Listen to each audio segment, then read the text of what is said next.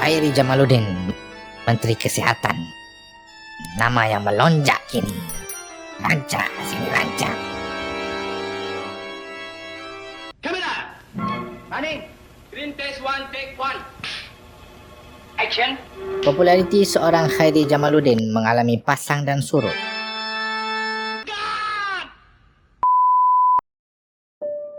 Populariti seorang Khairi Jamaluddin mengalami pasang dan surut sejak mulai muncul dalam arus perdana politik Malaysia sekitar pasca 2004 ketika bapa mertuanya Abdullah Ahmad Badawi naik takhta menjadi Perdana Menteri kelima dan sehingga kini menjadi Perdana Menteri.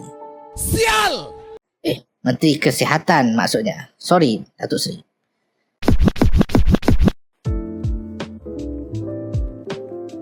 Khairi Jamaluddin dilihat seorang politikus yang steady dan menjadi kesukaan ramai. Kecuali ketika masih dilihat selesa berada di bawah naungan punca kuasa Najib Razak.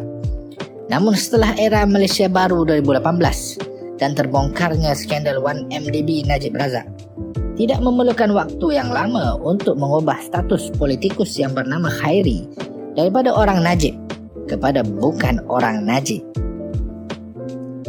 Namun kini Khairi yang menjadi popular disebabkan jawatan Menteri Kesihatan dan dilihat jauh lebih siuman dari Menteri Kesihatan sebelum ini, Datuk Seri Dr. Adham Baba. Namun di sebalik populariti Khairi yang semakin meningkat selama ini, nampaknya kini populariti itu tergugat dengan munculnya sebuah masalah negara yang sebetulnya adalah masalah global pada hari ini. Masalah vaksin.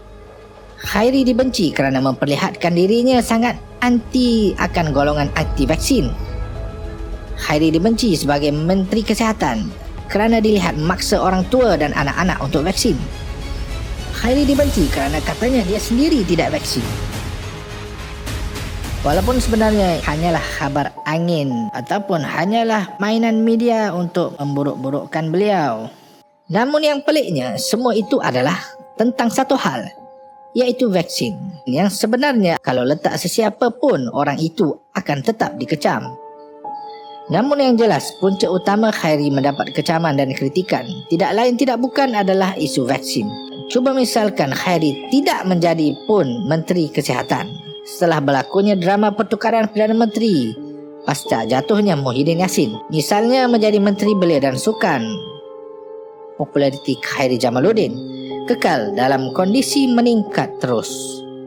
Namun persoalan ini beralih dari kenapa Khairi dibenci kepada kenapa vaksin dibenci.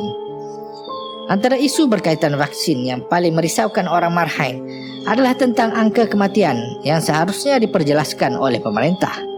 Dan kerisauan ini dimanfaatkan oleh persatuan seperti PPIM selaku persatuan yang dilihat sebagai sebuah gerakan non-partisan membela nasib peribumi dan nasib rakyat Malaysia secara umum.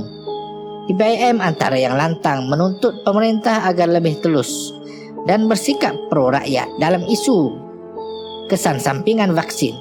Berkaitan dengan efek of vaksinasi, yang dua dos tu pun dah macam-macam efek. Jadi sebenarnya kita ni bukan anti vaksin, kita ni pro safety saja. Video mengenai Khairi Jamaluddin dan popularitinya yang semakin menurun sudah selesai.